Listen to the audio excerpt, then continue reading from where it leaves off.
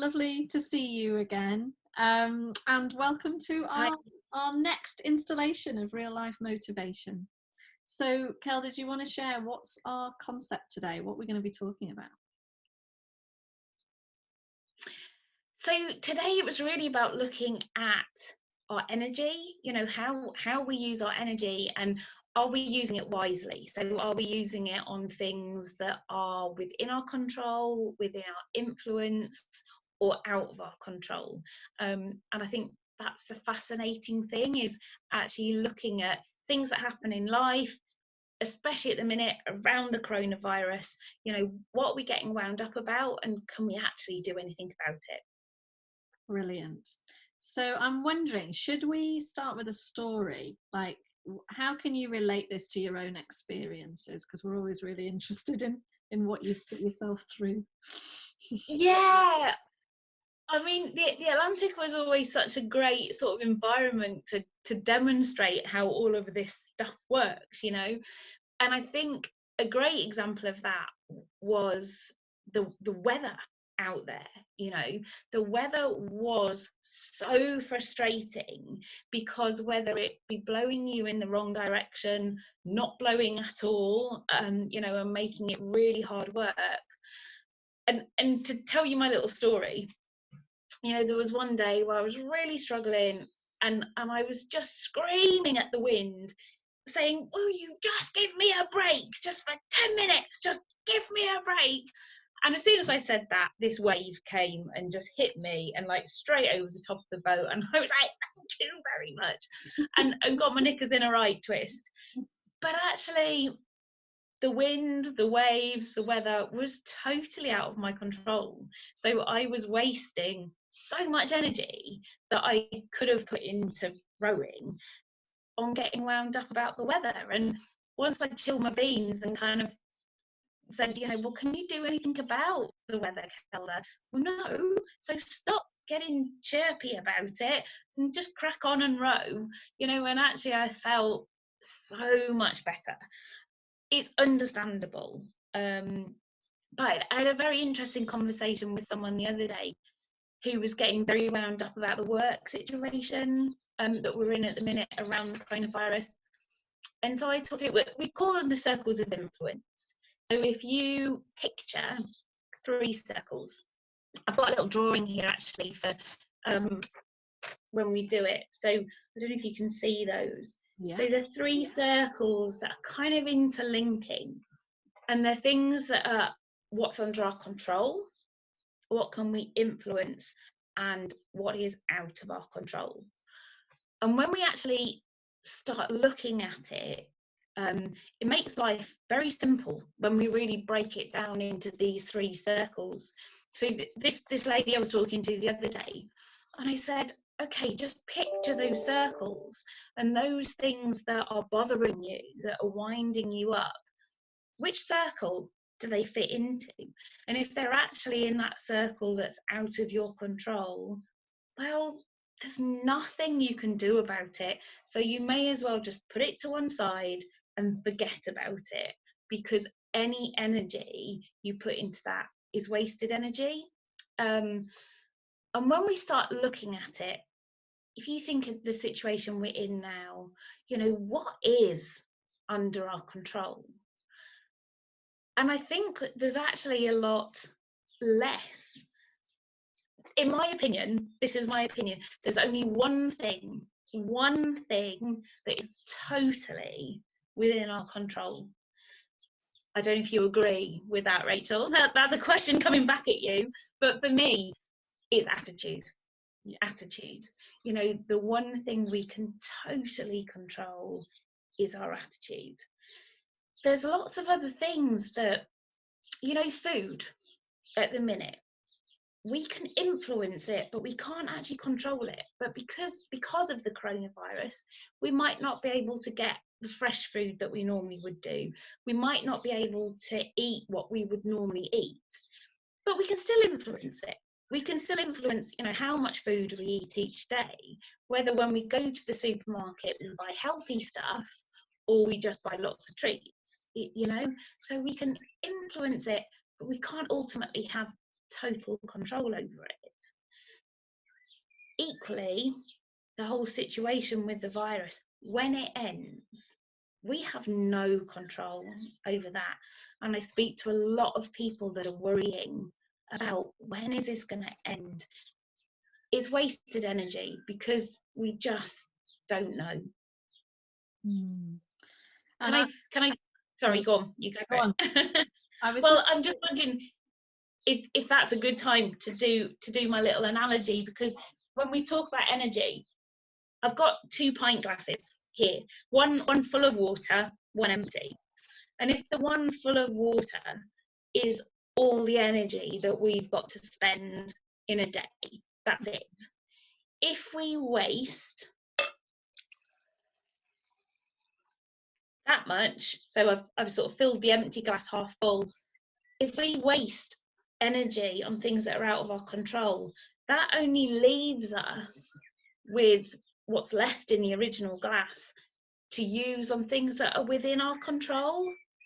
So actually being aware of that and recognizing that things out of our control is wasted energy, and using all our energy on things that we can control or influence, is actually a much better use of our energy, and will get us much better results.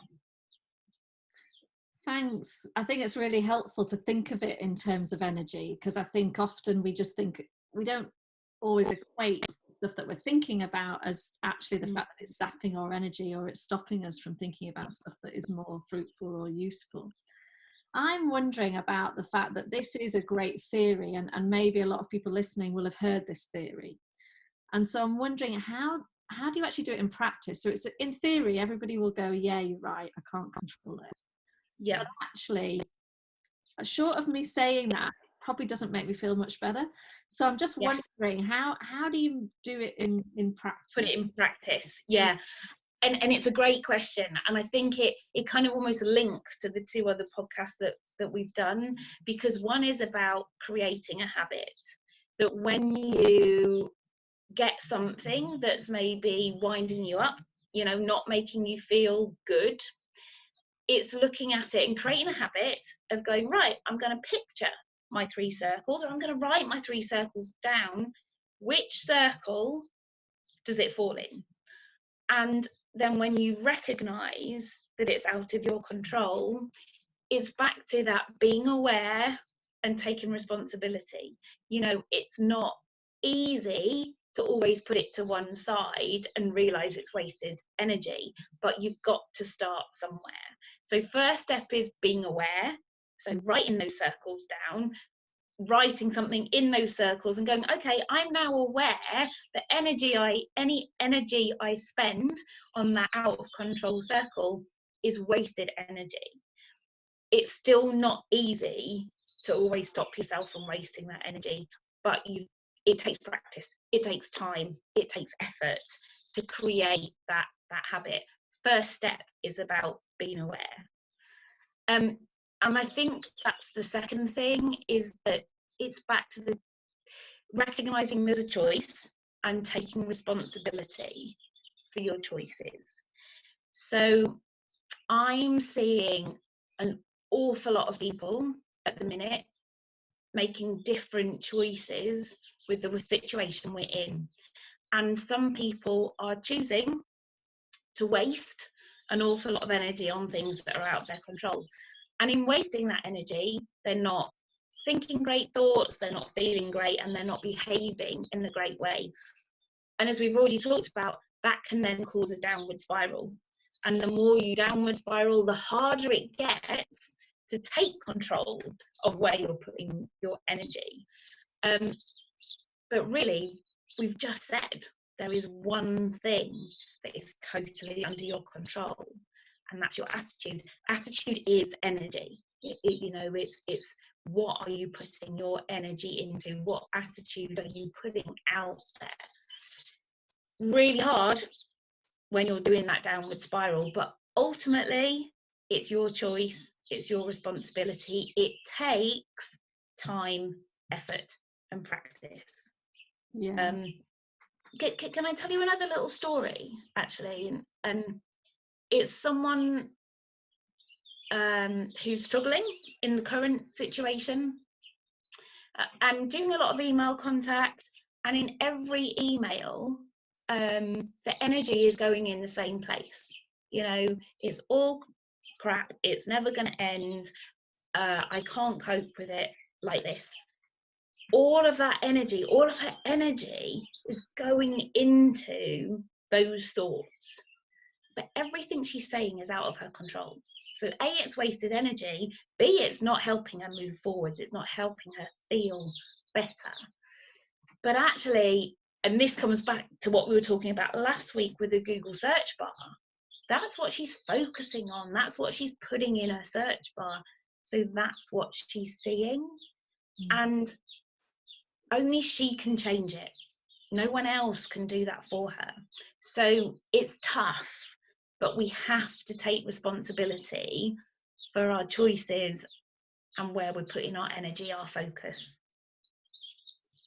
Yeah, I completely agree. And I guess as you were talking, things that I was thinking about, you know, the practicing control as a muscle that we exercise. And so that practicing that sense of, can I control this? No, I can't. That is in itself something for us to practice, to get good at. Yeah.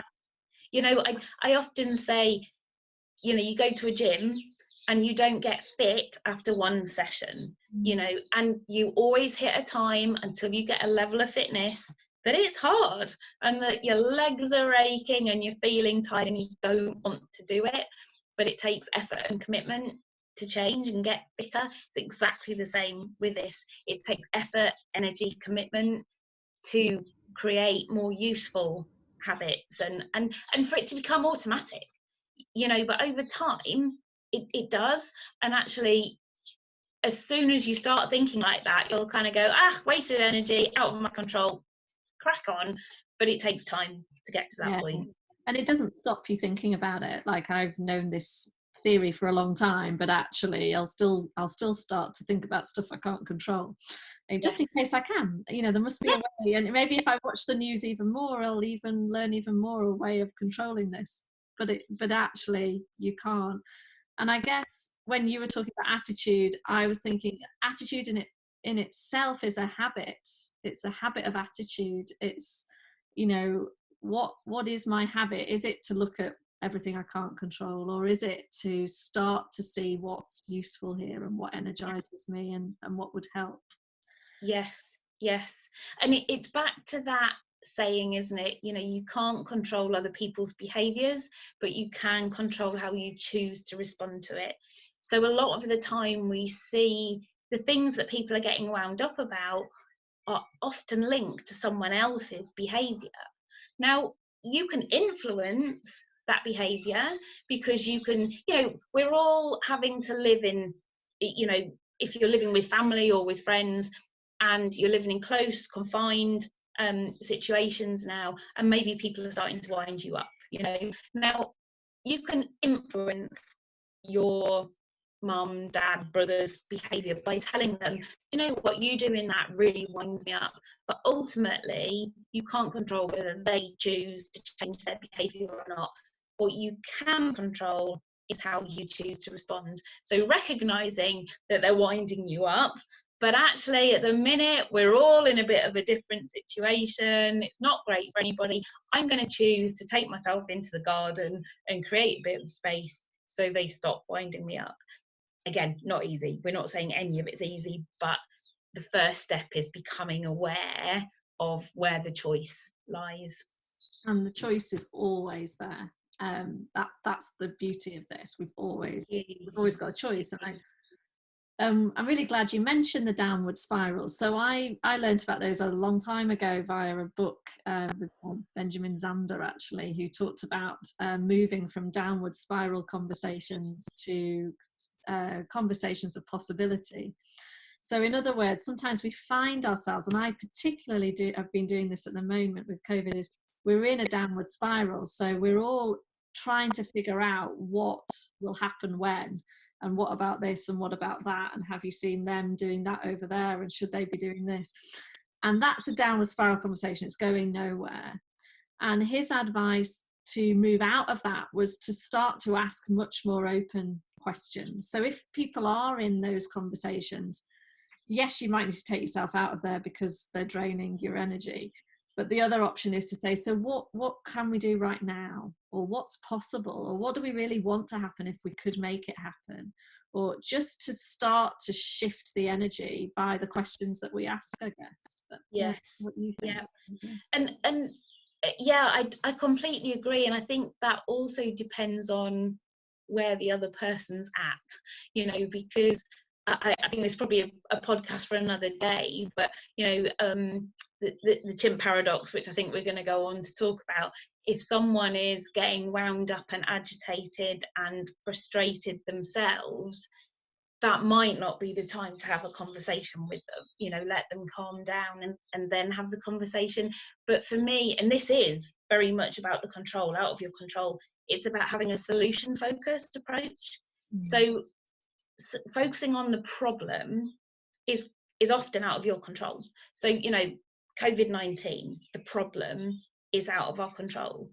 All right, the solution, as in solving the coronavirus, that's pretty out of our control as well. But finding a solution to the challenges you are finding right now is totally within our control, within boundaries, obviously. But someone said to me yesterday, how are you coping with this? You know, when you're having a lot of conversations with people that are quite intense, how are you coping with it? I said, you know how I cope? At 2:30 every day, I stop and I go and train. And I put my headphones on and I get on the bike, or I go and I, for an hour and a half, I train and I don't take calls. And you know what? I can be really maxed out at 2:30. By the time I finish training and I take my headphones off, I'm ready to go again. That's how I cope with it. So for me, that's about finding a solution and controlling the controllables. I can't control the situation we're in, but I can control how I deal with it and put things in place to help me deal with it. And that's empowering, because when we take control of what we can, that makes us feel good. That gives us ownership. So very much at the minute, I think, to help us feel better, recognize what you can control and do something about that. And that then becomes incredibly empowering. I love that. I'm just going to add to what you do really, Kelda, because on top of you doing that consistently, so that links to our first podcast on routines and habits in a way, but on top of you doing that, what you do is tell everybody else that's what you're doing. So you're managing other people's expectations, aren't you? And it's very easy for us to allow you to do that because we know that's what you're doing. So we're not going to bring you between 2:30 and 3:30 because we know that's your time. Yes. And I think sometimes with this control thing is we have to share what we need with other people so that they help us do it as well. You know, they don't sort of try and get in the middle of it. I think especially, you know, it's interesting. I mean, this kind of links in with Google search bar again, how, you know, some people are saying, okay, we're getting this amazing family time, you know, we're getting time with our kids that we wouldn't normally have, and we wouldn't normally eat as a family or go for a walk as a family, but we're doing it, you know. So some people are choosing to see the positives. Other people are going, oh my god, we're driving each other up the wall, and you know, we can't get away from each other. And both are true. Both are true. And I think actually both are fine, because you know, yes, it can be nice for the first week or two having this family time, but after 6 weeks we're all actually getting a bit fed up with each other.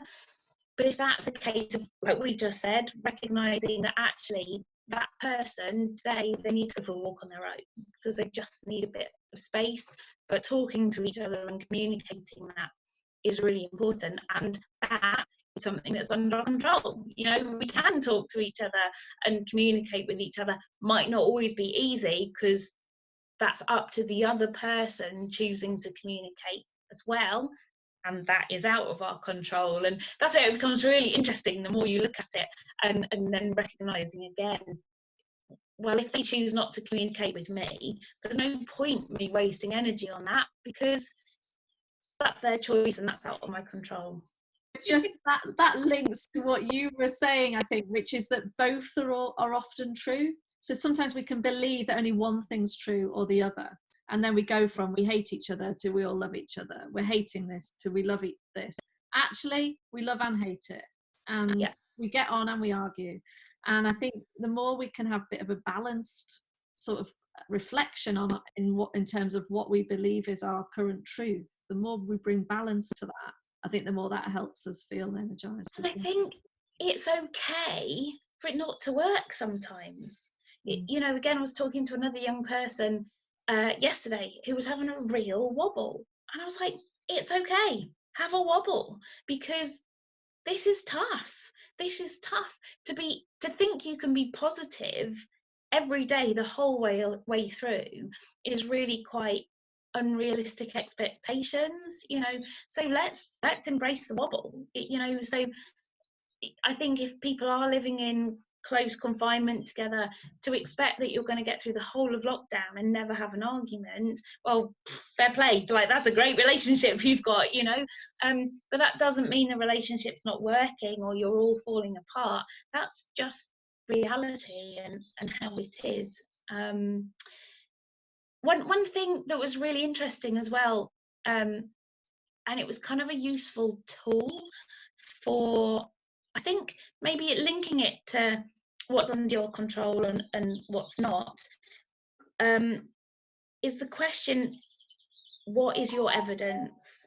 So, you know, sometimes when we start telling ourselves things, this is never going to end. Someone said that the other day, this is never going to end. I was like, is that really true? Like, honestly, is that true? And they're like, well, it feels like it. Yeah, but is it true? Where's your evidence to tell me that that's true? And she went, well, it's not true. Okay. And, you know, straight away, it's very easy to get unrealistic and a bit almost over the top, because we are all in a tough old time at the minute. But I think it's a great question, you know, is that really true? Where's your evidence? Can bring you back to reality a little bit more. That's brilliant. I love that. So, shall we wrap this up? What were the key points, would you say, Kelda? How will we summarise it? Yeah, I think that really the key points to take away from this are just those three circles: recognizing what's under your control, what can you influence, and what is out of your control. And then being very aware of where am I using my energy. And if you're using your energy on things that are out of your control, that is wasted energy. Wasted energy, you're achieving nothing with it. So my key point would be wise how you're using your energy, and use it to get you the best result, to make you feel the best you can, because we all just have that limited supply. That sounds brilliant. Thank you so much. Learnt loads again, and see you next week. Okay. Thanks, Rachel. Bye.